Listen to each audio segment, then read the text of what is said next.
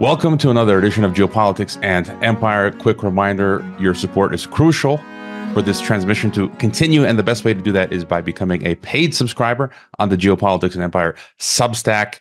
You can become a monthly subscriber or annual subscriber. The new price is going to be a little over $9 a month or $90 a year. We do private weekly chats with the group, and I also compile weekly news analysis and list of the headlines, and sometimes we're bringing back past podcast guests to do a live Q&A with paid supporters. You can also donate to the podcast. You can purchase a consultation if you want to chat with me about expatriation, geopolitics, the meaning of life, or whatever you like. And do check out this month's sponsor, Mikhail Thorup's Expat Money Summit. It's taking place in October next month from the 7th to the 11th online. It's for free.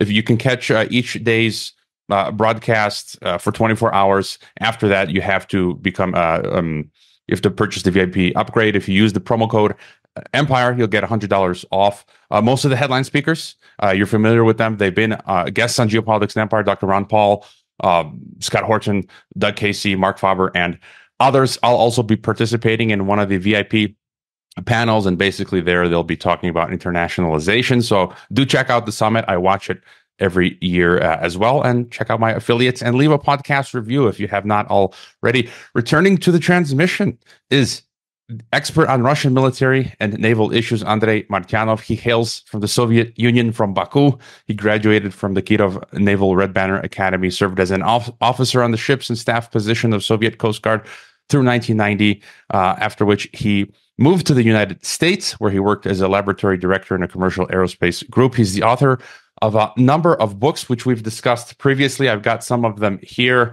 the physical copies, Disintegration, and Losing Military Supremacy, and we'll be discussing his new book from Clarity Press. I've got the digital version, America's Final War, from Clarity Press. Welcome back to Geopolitics and Empire, Andrei. My pleasure. I do want to say discussions with Andrei are like a sobering shot of vodka. I've actually got a special shot glass here. It's a nuclear shot glass I picked up at the Atomic Testing Museum in Las Vegas. But, I talk to guests who have different views regarding Russia, the West, the SMO. And, always when I read your analysis, it makes sense. It's a very, cold, objective reality. And so, you start out your book talking about the American intellectual class of clowns, and it's becoming quite evident. If you could tell us a bit about, and that's impacting the war that's going on, NATO, EU, Washington. What's happening in the West? Oh, it's a decomposition of the echo chamber, because as you correctly stated, the intellectual, so-called intellectual class in the United States degenerated really badly. It was always not great, but it's literally decomposed also. It's not even second rate anymore, probably third rate. And these are the people who write essentially American policies, if you can call them so. And they are, you think themselves great strategists, which they are not. And it's when you look attentively at the whole degeneration of American higher education, you will understand why. And as a result, we have people who have no clue and have no attachment to the reality of the outside world. They simply don't know it. And then, of course, they especially do not know Russia.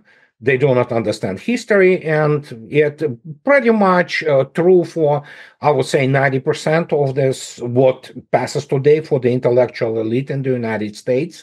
They are ignorant. Simple as that. And that's dangerous, because then they'll make foolish decisions, which could then escalate to third world war. And, it's interesting. You mentioned in the book, for example, Rebecca Koffler, who wrote the book Putin's Playbook, I think.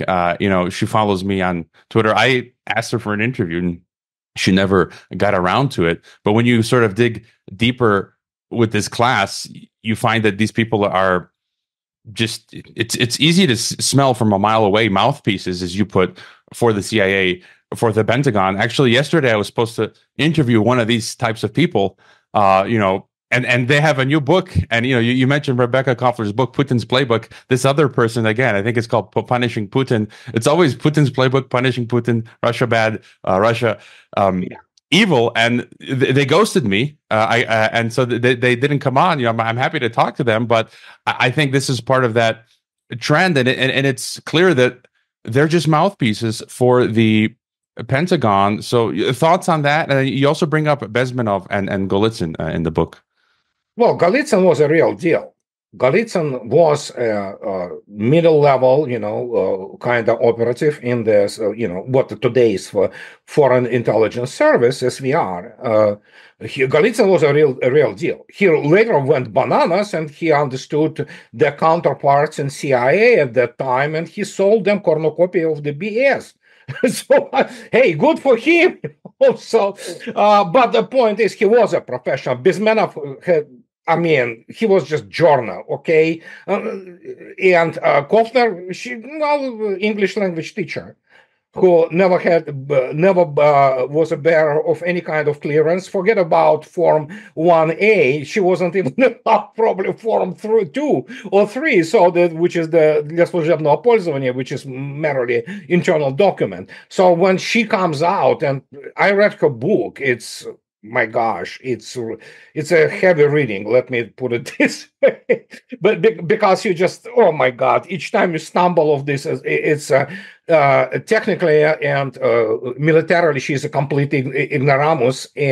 But yeah, she uses all those big words. I, briefed somebody, like in Pentagon or National Security Council. Okay, sure, yeah, you can brief whatever you want. Do you understand actually what is written in the magazine Military Thought, Russian magazine, So, and yeah, it's they sold cornucopia of this garbage about Soviet Union and Russia, and as a result, when you have this echo chamber, and your whole castle is built on the sand, inevitably it will disintegrate, no matter how you try to correct the narrative. And as I already stated, Mr. Brzezinski contributed mightily to basically historic defeat of the West. So because he also never knew Russia, But people who speak Russian, for some reason, they automatically are, assigned the title of the expert. So, and as a result, you have those people, most of them with the humanities education, that is to say, having no idea how the real economy, how the balance of power is formed. And yeah, they run the show. And yeah, if you want to see it, just go to website of the Foreign Affairs magazine. And for 99% of what is written there is utter garbage, so it's a pseudo-academic garbage, which you read it this like, you kidding me? But that's who they are. And before getting into the Ukraine and the military dimension, I just want to stick on what's happening in the West and the globalism, which you touch on lightly throughout your book. Simply talking to you, Andrei, I'm in danger because, I've got a copy of Golitsyn's book somewhere in a box in my other home in Croatia. I read it 20 years ago. And as you see, I think there's something to it. It's an interesting thought exercise, but it's really a stretch at the end of the day. And in alternative media now, in the podcasting space, I'm seeing pop up these strange content creators, which are clearly linked to the security state. And they keep pushing this line of, Golitsyn, Russia, China, the communism taking over the West.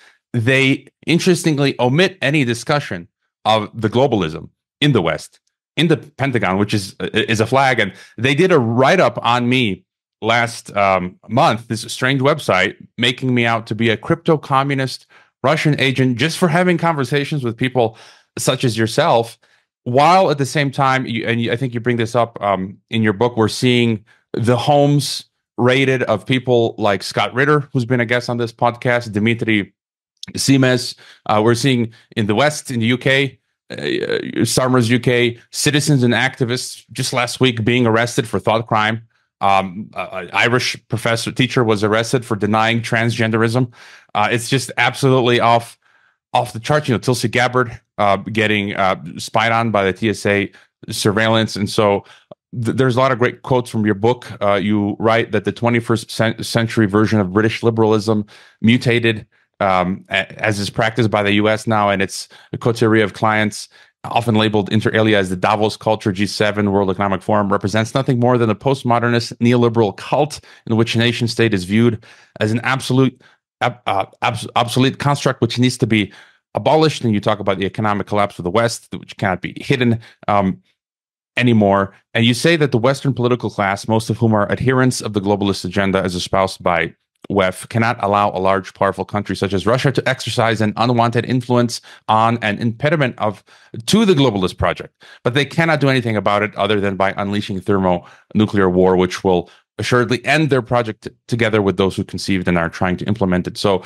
just your further thoughts on what's happening in the West and this advance of tyranny, and where they're raiding the homes of some of us. Europe is done, pretty much. Europe as civilization is over. European Union is decomposing also, and culturally, I don't think so. There is a recovery. So I'm always kind of, scratch my head when people getting giddy about like, oh my God, alternative for Germany, one in Thuringia. So what? It's one of many lands of Germany. Most of the German elite, for example, they are puppets. They are stupid. You have to understand, most of them went through the degree mills of the Ivy League in the United States and through other programs. Those are not education, they're brainwashing pretty much. In fact, as I already stated, you talk to the most of those professors through all those nonsensical, schools, credential mills, essentially, like political science, which is not science at all, and all kinds of things like that. And you just absolutely startled by the stupidity of those people. Not only they are not uninformed, they really are not intellectual in any, applicable sense. So, and this is what is happening in the West. And yeah, these kids who never held a real job in their life, most of them anyway, they suddenly have to face the reality of the economic laws which are in play here. And the only thing they know how to do is to work. It's words. We all work with the texts. A text in an abstract sense, we use words to describe things.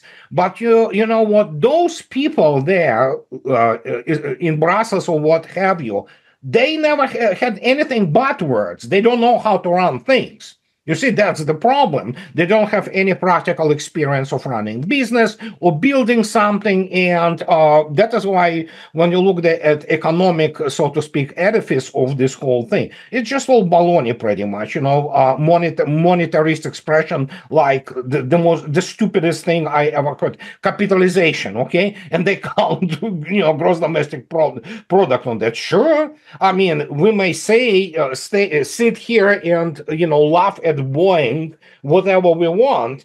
But when you talk about that Facebook had a larger capitalization than Boeing for all its problems, it still sells hundreds of the commercial airliners, which the whole world uses. So, yeah, it's a totally screwed up, deformed world. And the first to die is Europe. United States, we'll see what's going to happen in November. Not that it really matters anymore, because we are looking at the systemic crisis of liberalism, or whatever it mutated into.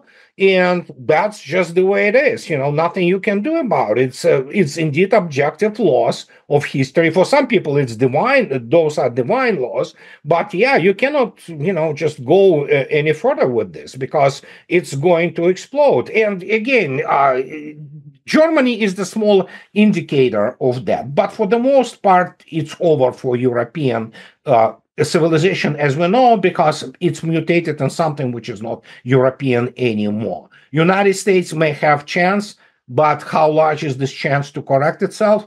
I don't think so. It's very large. And would you say that the information war of the Western propaganda machine has been lost? Because, I'm getting mainstream now of these propaganda authors wanting to come on my podcast.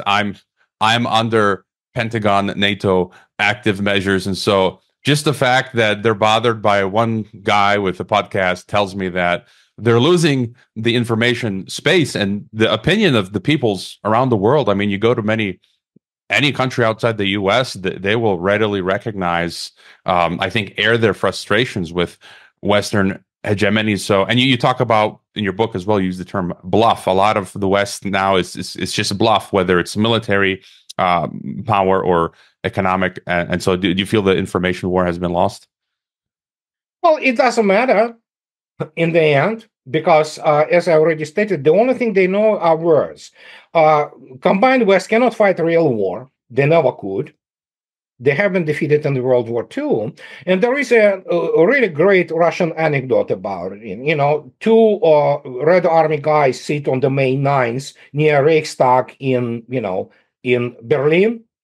After it was on the 2nd May when the red banner had been hoisted over it, and so they, celebrate the victory. And one of them says, "Okay, let's, pour the vodka, and toast our victory."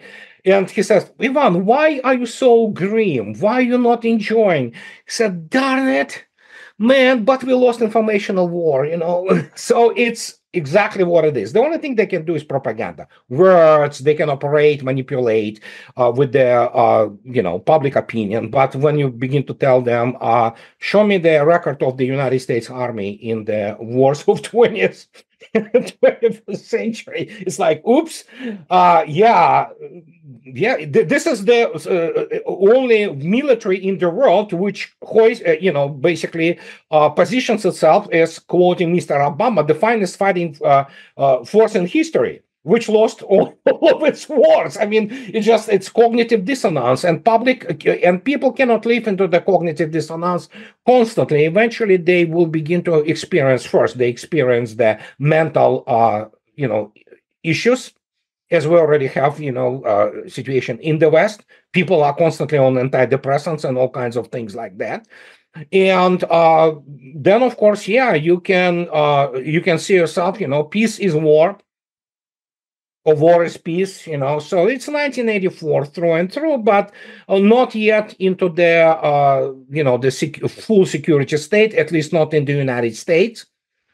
So for Europe, as I already stated, it's done. I mean, when people talk about democracy in Europe, I mean, you have to laugh at them, so because it's all the Brussels bureaucracy, which is totally controlled from Washington, and its whole design right now on things is to, we're talking about not necessarily, how to put it politely, personal inclinations or aspirations of those people, but the system is set up such a way that it will do away with, which is already happening, with the classic, classic West. It's a post-Christian, post-modernist civilization, and it's decomposing.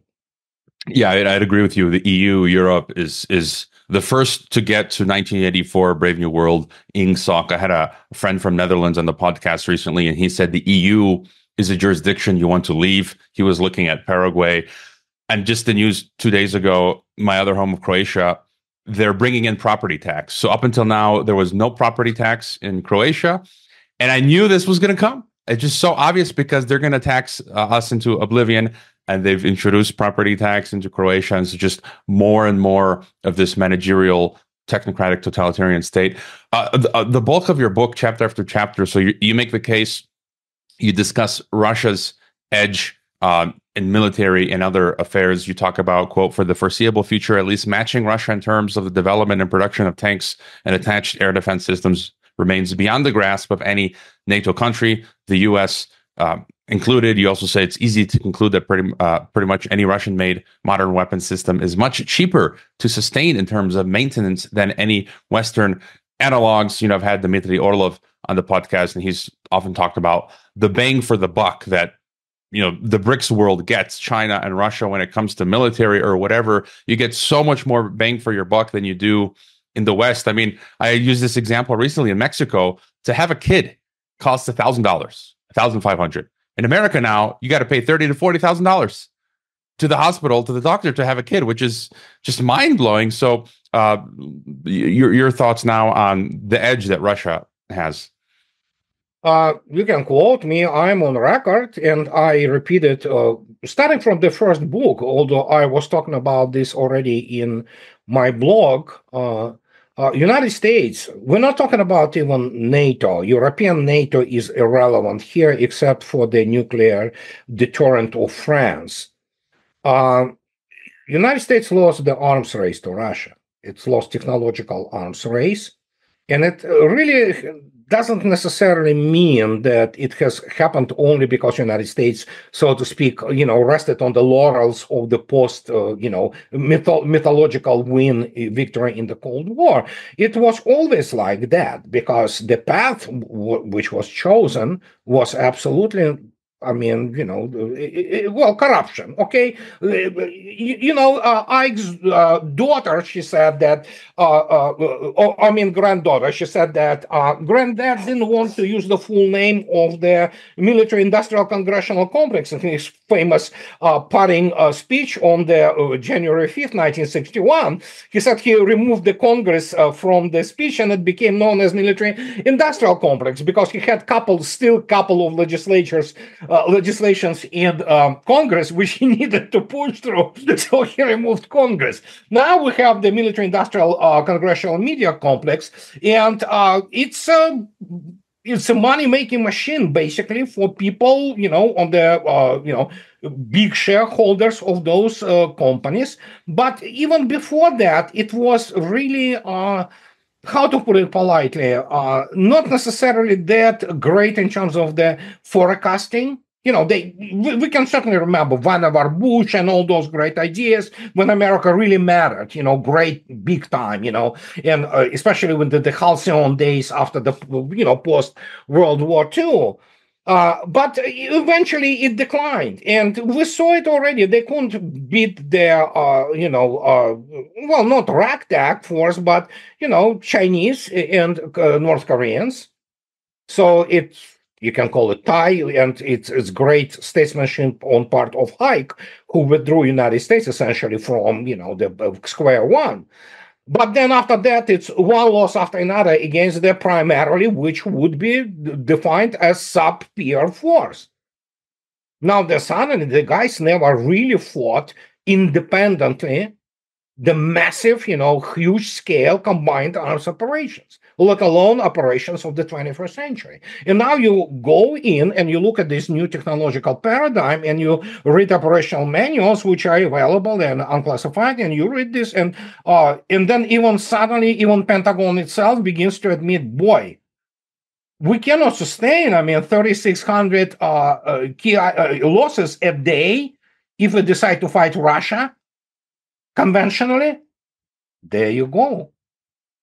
They will reach. And this is not me. This is Tradoc people, the training and doctrine command of the Pentagon, of the, the Department of Defense. It's publishing the Parameters magazine last autumn. 3,600 a day. We reach the, scale of the KIAs in Vietnam in 10 years within 1 month. Well, good luck trying to figure this out, So this is how it works, and they haven't been ready. They totally talked themselves up with this, beating the, basically the excrement from this, minor player like Saddam, on the most favorable conditions, and they decided that they were the it thing. And they, again, if you look attentively, they still thought that United States lost the World War II. Won the World War II. Well, with this small help, with those sideshow of Russians, Red Army just, doing them, just killing 85, creme de la creme of the Axis. Other than that, yeah, sure, it's, where did it all? And so, there you go. As a result, you have this situation. It's not 1 year in making. It's decades in making. It's a complete echo chamber, complete mythology of the America's accomplishments in military and other senses. Plus, again, don't forget who shaped American views on war. Wehrmacht generals, the guys who lost it. So they rewrote the whole history, and they said, we were good, but Russians threw the bodies at us, the damn, General Winter and things of this nature. We were great, Oh God, it was Hitler who screwed it up. Well, actually, on a number of occasions, Hitler was the one who actually held the alliance together. So yeah, when you look at this is just, insanity. And there you go.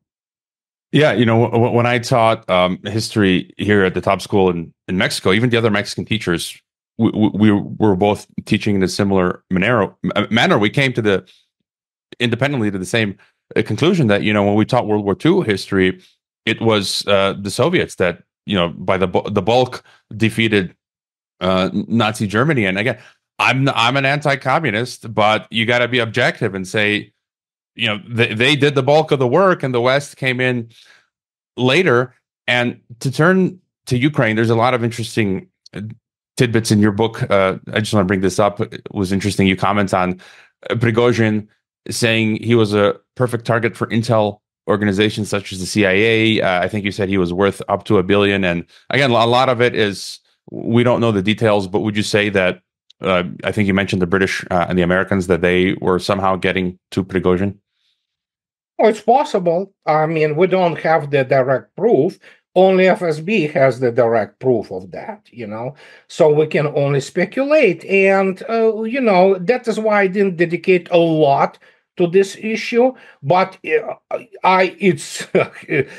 is a classic, perfect almost subject to be played with the people from, let's say, CIA MI6, former criminal, but it's just greedy, just ambitious, highly uncultured, actually. So there you go. And it's perfect, and purely timeline of Prigozhin's mutiny and his totalitarian cult, which was known, it doesn't exist anymore. Wagner Group and things like that. It actually was on between 20th and 27th day of the start of the so-called counteroffensive, a classic, American playbook, so this Iraq, look at Iraq, just buy out, military, buy out the political top. So, and yeah, his move on Moscow was also tied in with the counteroffensive. But of course, we know how it all ended, very badly. And to look at further recent examples, sort of confirming your thesis, you mentioned the Ghost of Kiev in your book, and it's just so ironic, so funny. Well, it's not. It's not funny when this is war, but apparently Ukraine shot down its own first F-16 that it was gifted by the West. Thoughts on that? Oh, no, there's no thoughts on that. It's just all kinds of the PR, let's say the bird flew and brought it in the beak, that actually it was a Su-57 which shut it down. And yeah, they operate with the R-37. It's the longest range missile in history, air-to-air missile, up to 400 kilometers. So, but it doesn't matter. And obviously, Patriot PAC-3 has been discredited already enough, so it doesn't matter. Even if this did happen, which I don't think so, it did. But it's all now PR, because what those people in Pentagon and generally in Washington didn't get was the fact that they were getting themselves into their reputational suicide with the NATO and especially American military technology, which has been completely exposed as pretty much very expensive, ineffective.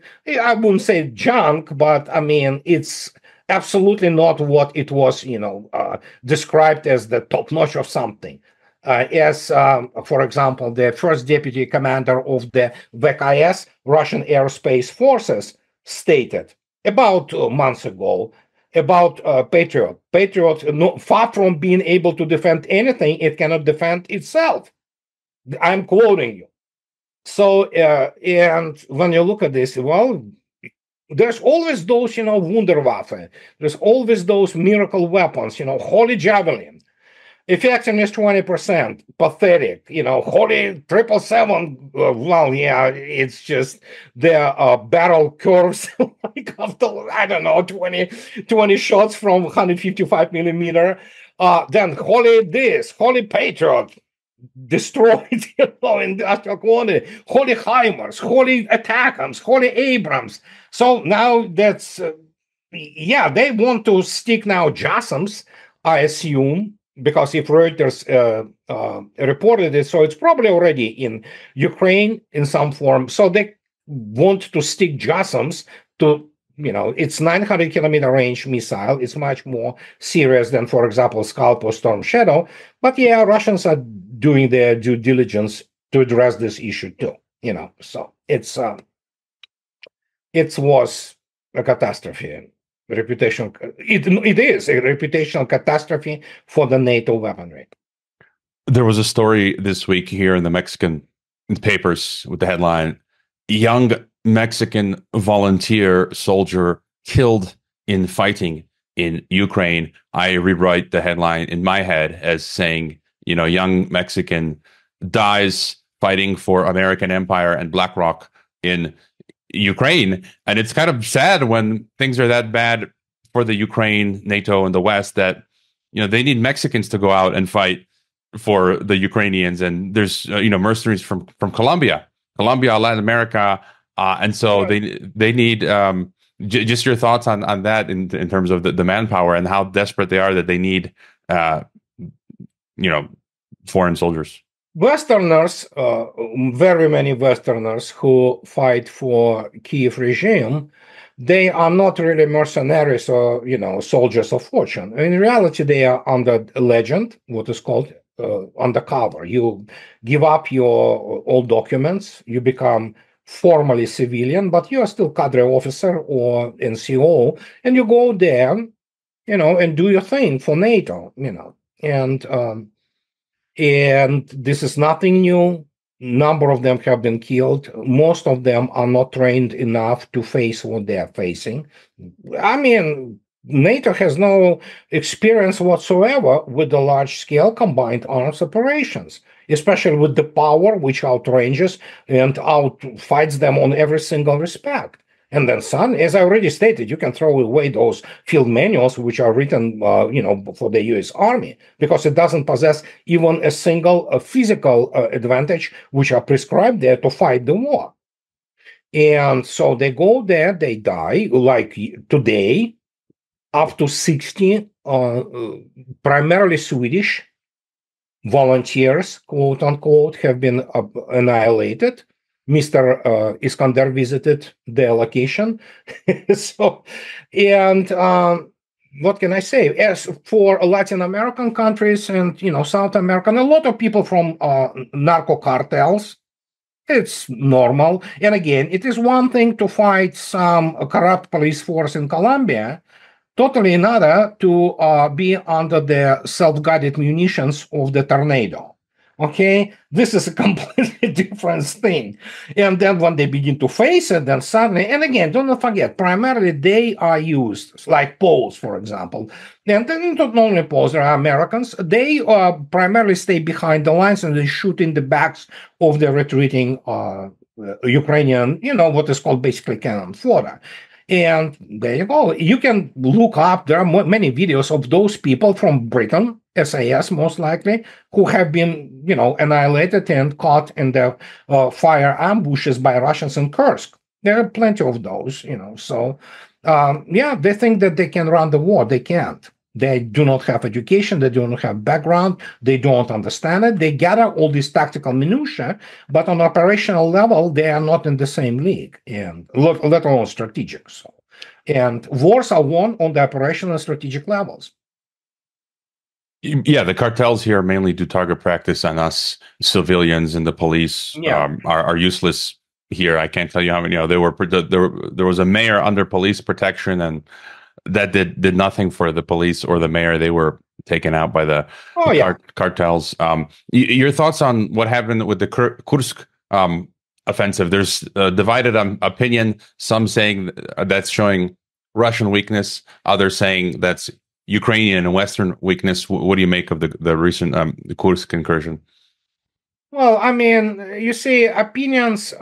Again, I'm going to be stating my opinion, but the only professional opinions matter here, which look at the dynamics, operational dynamics. You need numbers, okay? You need dynamics. This morning, from what I understand, it amounted to more than 8,500 of those people who invaded Kursk, and people can sit here and discuss whatever they want, but Russians are already fighting in Kupiansk and in Pokrovsk.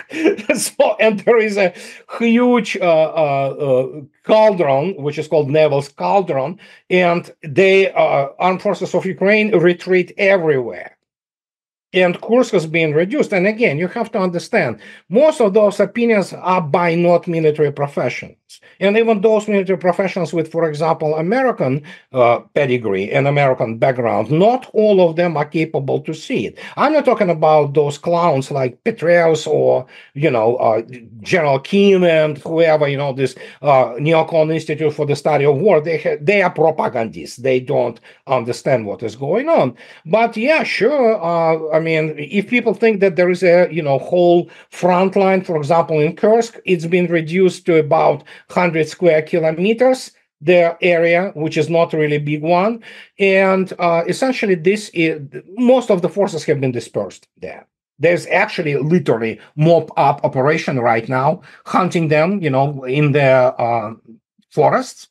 As for the other places, yes, they wanted to do what they do best of all, PR. So it's going to end up with Sumy becoming a Russian city. So guess who wins? So, and just look at the facts of the front line. To get into then, I guess one of the core issues of your book, again titled "America's Final War," you write, quote, "Let us then address the issue of the global face-off between Russia and the combined West, headed by the U.S. This standoff is indeed global and is not limited to the geographic locality, however large, of Ukraine. This standoff spreads into all domains from the world ocean to space and encompasses not just military, but also related economic, financial, industrial capacities." You also say that the SMO operation has evolved into what Russia is now terming a war. And I think just yesterday, NATO officially backed Ukraine's incursions now deep into Russia and arming it with weapons to attempt to hit deep within Russia. And I also read yesterday, Moscow says they're looking at updating their nuclear doctrine. Where do you see things going from here? Because it just seems like the West is not relenting at all. And they just keep pushing until there is going to be blowback. So what do you make of this Western opinion to arm Ukraine and try to get them to go far into Russia? I have some news in this respect. It's actually is not arming Ukraine that much as it was before. In fact, it's the latest packages, $125 million. It's a pocket change. And actually, you have to understand, you have to go to the source. Pentagon is on record. We have nothing more to give. 2 days ago. I mean, come on. So Russia is not demilitarizing Ukraine. Ukraine has been demilitarized. In fact, state of Ukrainian state is the superficial state now. It exists only because of the Western money.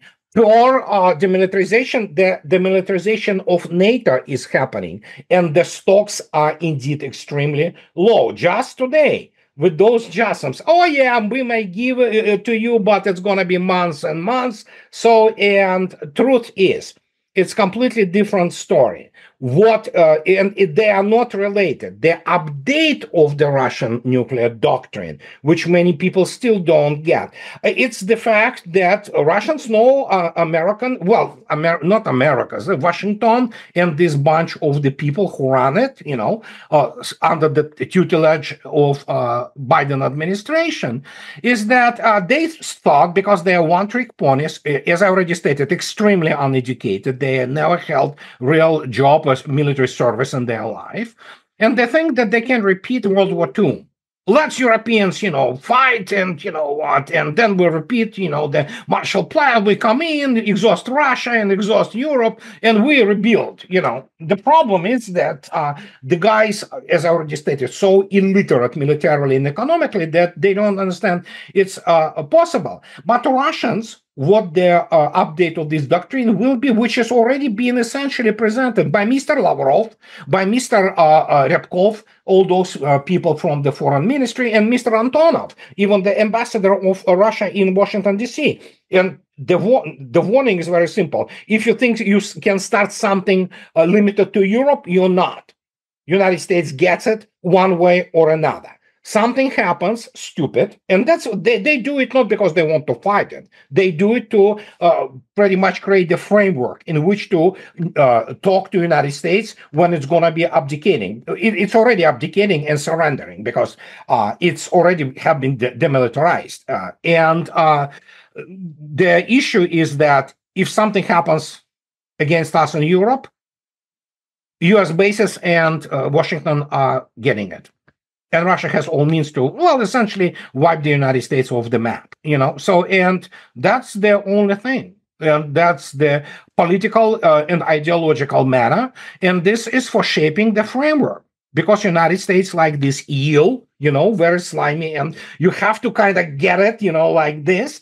It's very difficult because it's run by all kinds of it's really not a government anymore. It's some kind of machine, they call it deep state. Essentially it's bureaucracy, so there's not necessarily all of them are bad people. They just do their thing, so. And it's the framework to tell them when the time comes, which is coming, that if you continue like this, you know what's going to happen. And after that, Russia basically unties hands for herself. And again, Ukraine is just, as you correctly pointed out, is just one of the theaters in which this global, standoff continues, and I can tell you only one thing. Combined West already lost it. We are in the arranging phase of it. They literally thought that they could defeat Russia. They didn't know Russia. They don't understand Russian culture. Can you imagine some moron from Harvard reading War and Peace? Especially, some neocon. For them, it's like drinking the holy water if you're a devil, So, those people don't understand anything about it. They have this so-called fifth column in Russia, which sold them as Mr. Golitsyn cornucopia of the, it's just perverted picture. And then they suddenly go out and see this, and it's cognitive dissonance, and now it's desperation. And it does seem that we are watching a poor quality, horribly made sequel to World War II, and the historic dimension, which you just brought up, you mentioned in your book, and it's interesting. I read an article this week from the Valdai Forum talking about how U.S.-Russia relations in history, the rivalry is cyclical, and you write, quote, that this scenario between the West and Russia has been repeated time after time for many centuries. The combined West invades Russia, a cataclysmic war happens, the West is defeated, it is driven back, it recuperates and repeats its attack on Russia. This time, however, this situation is different. It's different due to the new technological realities of the war, and the West being driven from the position of power it has enjoyed for the last 500 years, while experiencing a highly visible process of fracturing. The new technological reality of the West vis-a-vis Russia today is such that the West has lost the arms race, as you've been saying, and the gap is not closing but widening. And you also write, again, on the issue of the final war, with the events in Ukraine, we're witnessing America's final war, insofar as the definition of a true war goes, which is the state of the hostilities between nation states, which requires a sustained and maximum exertion of effort and resources ranging from military and economic to moral and cultural ones. And you end the book saying, any real war in Asia, as usual, to be false flagged by the U.S. will result in the ultimate crushing of U.S. forces and the complete destruction of the U.S., which only then will recognize that it has actually fought its final war. The problem which the new de facto multipolar world faces is to make sure that America's final war doesn't become a final war for the world, which U.S. elites never knew and did not want to know. So your further thoughts there? Well, very simple. Essentially, we're fighting the final battle of the World War II. So it has been in the making for a while. It has all roots of this situation are, as I already stated, coming back to this thing, so United States comes in 1944. Hollywood explodes with all those, this propaganda, including media, which is, Roger Waters yesterday. Roger Waters went on, none other than Mr. Waters of Pink Floyd went on. United States didn't win World War II. It was the Soviet people and Red Army who did it.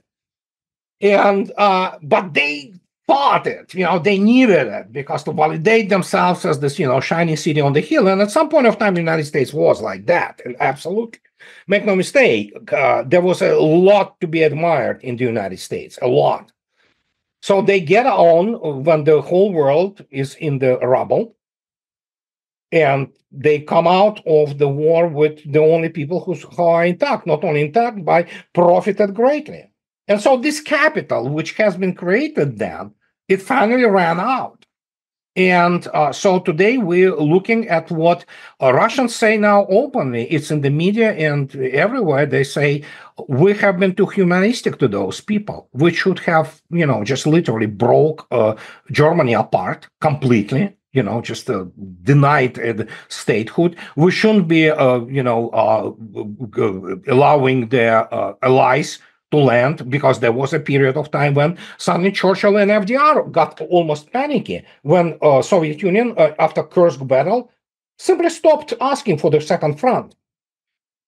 You can read it in David Eisenhower's excellent book about his, grandfather, Dwight D. Eisenhower. And it's outstanding work. So there was a lot of things which many people simply don't know.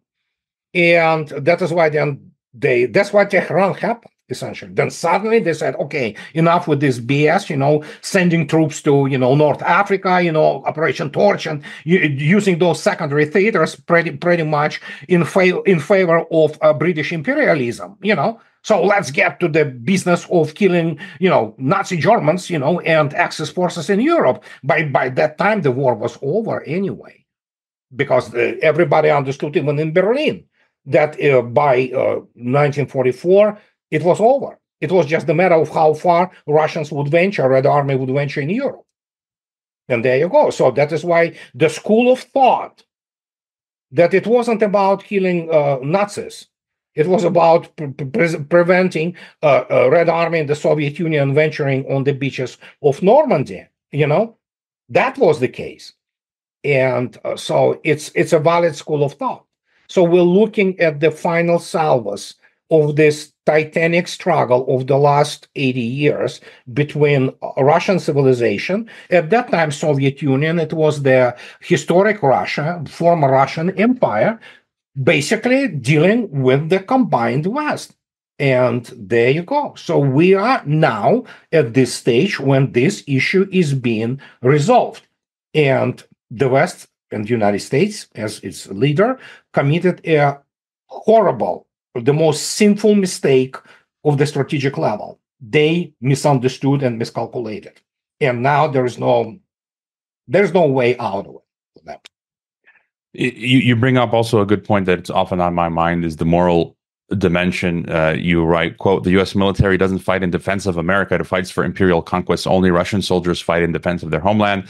That makes the cultural, moral, and spiritual imprints on Russian and American soldiers dramatically different. There are surely still competent and courageous officers and soldiers in the U.S. military, but none of them has any experience of fighting for their wives, children, and relatives. And we can see many of the cases, like in Vietnam, how the Vietnamese were able to fend off American empire, Afghanistan, in my homeland of Croatia, how we were able to defend against the Serbs. I know there's a complicated story there, but just time and time again, the Houthis in Yemen, right? And so I think the moral dimension is one of the most important. And I also did want to ask you about the nature of future warfare. And is Skynet becoming self-aware? Because one thing that you talked about in your previous books, more so hypersonics. We talked about that last time, but now I see in this Ukraine war, the latest developments that I'm seeing is, there are these plans to build out these, thousands of drones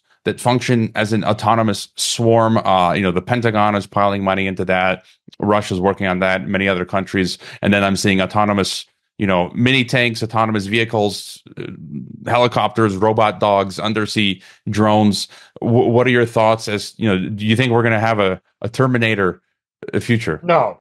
There's no such thing as artificial intelligence. It's all fad, the same fad as was .com bubble, the same fad as the Tesla, which nobody wants to buy. People sell it because it was fat. It's for the virtue signaling by the stupid people who write code for all those social networks, and that they think they know something. No, there's no Skynet, but there is obviously an extreme development of the what is called ISR complex, intelligence, surveillance, and reconnaissance. And yes, what is called, they call it AI, artificial intelligence, but these are elements, if you wish, of AI, the advanced algorithms which guide all kinds of weapon systems, but drones it's a natural development of the, aerial vehicles, starting from the airplane. It all comes back to, good old Wright brothers, and, doing their first flight. And so it's just a pretty organic development of the aerial vehicles. So there is nothing super pooper about it. And believe me, this is going to be fast because it's not necessarily that difficult. By far more difficult things are the development of an extremely advanced satellite groupings, which are sustainable. For example, if in the real war, United States, God forbid, of course, even conventional war, United States with Russia, if they fight Russia, United States will lose its satellite constellation, most of it, pretty fast. They will be blind and deaf. Some of it will be still there. But the problem is that in the end, you do what is the most important thing, maneuver, speed, and speed what? How can you defend against hypersonic weapons? They can't. They cannot defend against supersonic weapons.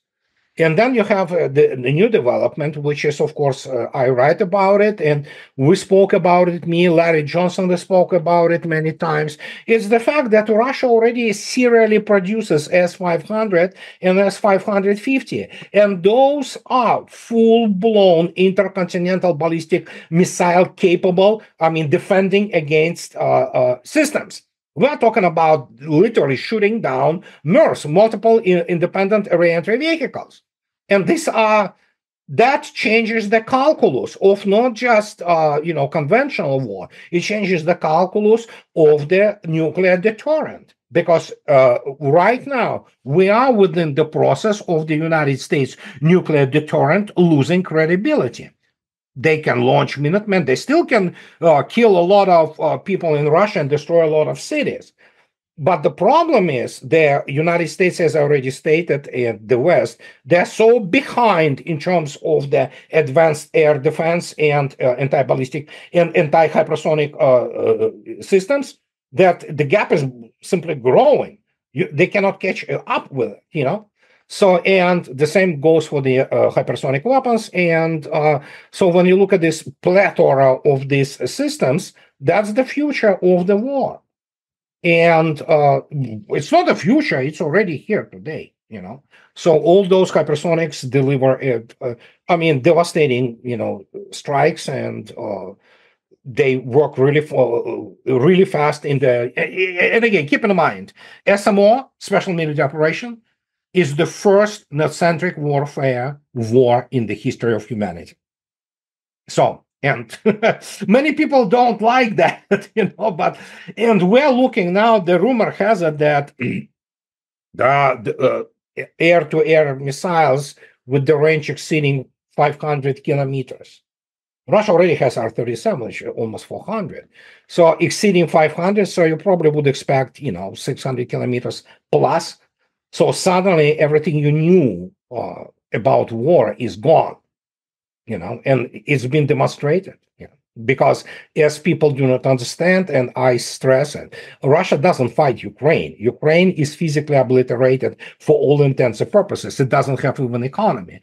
Once Russians get Pokrovsk, And that's going to be the last coke mine without which you don't have the metallurgy. So, and Ukraine doesn't have metallurgy. It doesn't have a lot of things anymore. It doesn't have real government. So, and this is about NATO. And when you look attentively at their capabilities, they have been talked up and exaggerated. I mean, beyond belief. It's just unbelievable. And suddenly people say, oh, yeah, Pentagon is a paper tiger. It is, in many respects. They still can wreak havoc, but make no mistake, in a real war where you go head to head with the, as they call, peer, but this is the first time when the United States finds itself, at least begins to recognize that it's not the premier military power in the world.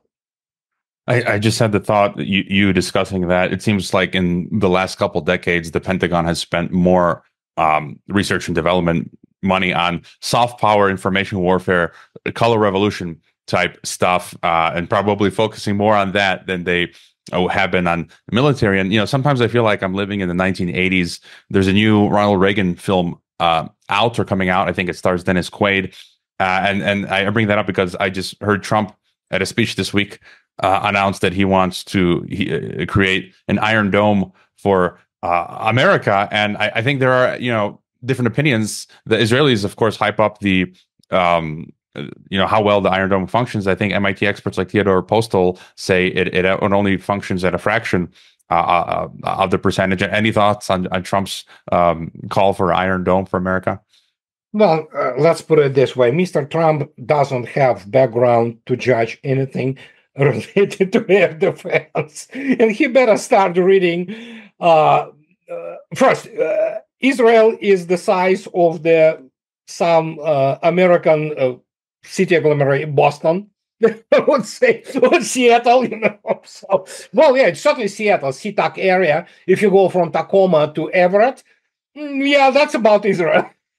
So the issue, of course, is that he doesn't understand what he's talking about, which is not surprising. I won't put it past Ted Postol to get his input, but the problem is read the Government Accountability Office and Congressional Budget Office on the issue of air defense. About a couple of years ago, the report came out. United States is not defended at all. I mean, it doesn't have even the coverage of the radar field. It's literally like Swiss cheese. And holes being not the holes in air defense, holes being small holes, being the only areas they can cover at the height, altitude of 100 meters. This is where all cruise missiles fly. So that basically you just can shoot and nobody will see it, And so to cover United States reliably, the United States has no industrial capability to do that, So, but yeah, it's Mr. Trump, So he loves to talk. I remember while he was still president, he spoke about this. Oh yeah, we have the super duper missile, Well, when was that? Guess what? They're still trying to deploy it. They deploy empty containers, that's for sure, and then reported that, oh my God, we do electronic launches, simulated launches. So, but yeah. We're already, possibly the second term for Mr. Trump, but they're still trying to deploy this, super pooper missile, which evidently refuses to fly. It's a complex issue, real weapon systems which work. And when you do not have culture to create systems which are designed to defend yourself, your family, your children, and it's all money laundering schemes, you will continue to produce, why don't the United States build, 100 aircraft carriers. Of course, it cannot do that, but the point is, hey, why not continue with the legacy systems? And again, you can quote me, and I would love to discuss this with anybody, any general from Pentagon, let alone from the operational planning departments. That the United States has the TOE, Table of Organization and Equipment, designed to fight 1990s war with the third world countries. And that's simple as that. I mean, it was exposed in a special military operation. And that is why hey, I mean, they wanted Russians to invade Ukraine because obviously they were trying to provoke it for so many years before that, starting from 2014. And again, because they are not good, there are no good strategists in power in the United States. It hasn't been in a long time. And the point is that when they got it, can you imagine? They almost were opening champagne bottles, okay? But then celebration kind of died out, and now they are desperate and they cannot face the reality. Well, they face it, they just cannot, because they know what the consequences for the combined West and for them personally this might be. And Mr. Trump wants to make, so Russians are playing now with United States electoral dynamics. So will they? It's already happening. As we see it now, they might prepare a very nasty surprise to Democratic National Committee and Democrats prior to November elections. So guess what? Trump will make this. He already made it. That, if I would have been president, that would never have happened. Of course, it's complete baloney, but, at least he can run on this point in foreign policy. So there you go. Yeah, I mean, he couldn't even have built a simple wall to keep illegal folks out. And I can't imagine the cost, as you put it, to build Star Wars on the continental U.S. First, the United States doesn't have anything. First, Iron Dome is not Israeli. All Israeli air and anti-ballistic defense are Boeing and Raytheon, okay? With Israelis having teeny-weeny tweaks there. This whole thing has been financed by the United States and was designed in Boeing. And let's not go with Boeing, okay? We already see what is happening in the orbit. This is actually catastrophe unfolding in front of our eyes with those poor astronauts stuck because of the Starliner. But this is what we have. A complete collapse of the competencies and abilities which Americans used to have, especially importing the best minds all over the world. Not anymore. In your book, you talk about the end of G7, Bretton Woods institutions, the UN, or at least the removal of the UN headquarters from the US. I heard some weeks ago Putin bring up the idea they need to create a BRICS parliament.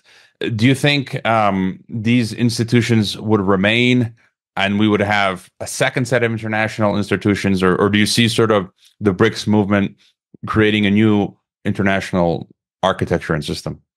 It's going to be new international architecture. For now, it's going to be obviously localized. It's regionalized, if you wish. United States will not let Europe go. They need to exploit it, which is, hey, I'm, for all intents and purposes, I'm American, okay? So I live in the United States. I definitely have the vested interest in success of the United States as democratic and free nation. I still believe there are some fundamental principles which can save United States, unlike it is the Europe. For example, Europe doesn't have Bill of Rights. United States does. And so the question is, they will exploit it. They need to, keep it close to itself. And I would say, sure, I don't care about how Germans live. Just put myself into the average American mind, or for that matter, average anybody's mind. So you do not have to constantly worry how Netherlands is doing, or Germans, or French. Okay? I care about me in many respects. Okay, I'm talking about me being like average, Joe. And there's nothing wrong with it. This is how majority of the people in the world lives, So I don't care what happens with you. Europe, for me, as an American, is merely the market and maybe ability to go there to those places which will remain intact and not dirty completely and corrupt and crime-ridden, and maybe rest somewhere, have the travel to Italy or something like that, I saw what Rome has become. It's horrible, okay? And this is what the fate of Europe. It will be the dump. It's already becoming a dump. So, and there you go. The United States needs to keep this. But while doing this, it isolates itself from I don't necessarily like this Global South thing, okay? Because Global South is not, the terminology is not necessarily the homogeneous, thing. It's, but Kazan, October this year, Summit of BRICS. we'll see where it goes. But I am on the record. The United Nations is an utterly corrupt organization. I don't see value in it, except for the the discussion platform. That's it. It's nothing more than that. It's a completely corrupt, as I already stated. Most of the Western institutions, United Nations is the Western institution. FDR wanted it. Eleanor Roosevelt promoted it. Obviously, Stalin subscribed, no doubt about it, in the wake of the World War II. But other than that, it became the Second League of Nations. So just disbanded. Nobody will even notice anything about it. So BRICS will become inevitably political organization, and it's already new center of power, obviously with Russia and China in tandem, representing an incredible, massive military economic power. And they will set the rules. They are setting the rules on how it's going to go and how it will cooperate with the such organizations as Shanghai Cooperation Organization, how it will be integrated in those institutions. I don't know, but we will see. Obviously, the new political and international law structure is emerging. You mentioned traveling to Europe. You can always go to my home of Croatia. It was just reported that the Croatian Adriatic Sea is the cleanest in all of Europe, according to the European. Dubrovnik is lovely. I know Dubrovnik is lovely. So you also write in your book, the U.S., to which I and my family immigrated in the 90s, is no more. It is now an insecure nation whose economic and political systems have ceased to function. I'd feel the same way. I was born there. My parents immigrated to the U.S., and so we got the elections coming up. As you mentioned, will it be disintegration? Will it be a second civil war? We'll see. And also global opinion. You bring this up as well, and I think it's important that the opinion of the world is changing when it comes to America. And I think a lot of people have had enough of having trans that shoved down people's throats and such. And so, any final thoughts? Is there anything that we haven't brought up that you think is important? Well, no, we pretty much covered it all, so I'm just saying that to summarize it, war, sadly, is and always was the main tool of the just letting steam out of the system, which is, in its stages of collapse, and the pressure builds, and so, but this time we have the difference, of course, we have the nuclear deterrent, and that is, so to speak, there is a confirmed understanding between Russia and the United States that both sides wanted to keep the conflict inside Ukraine only. So, but then again, in the United States, you don't know who to talk to. It's not governed. It's an ungovernable nation, and everything you make a contract or negotiation with the United States today is not worth the paper you will be signing it on. It's primarily trash. The United States has no credibility in the big powers game. Simple as that. Well, fun times ahead. Again, highly recommend Andrei's books and the latest America's Final War. I got the digital copy, and your links to your blog are in the description. As always, thanks for coming on and for your analysis. Oh, my pleasure. Anytime.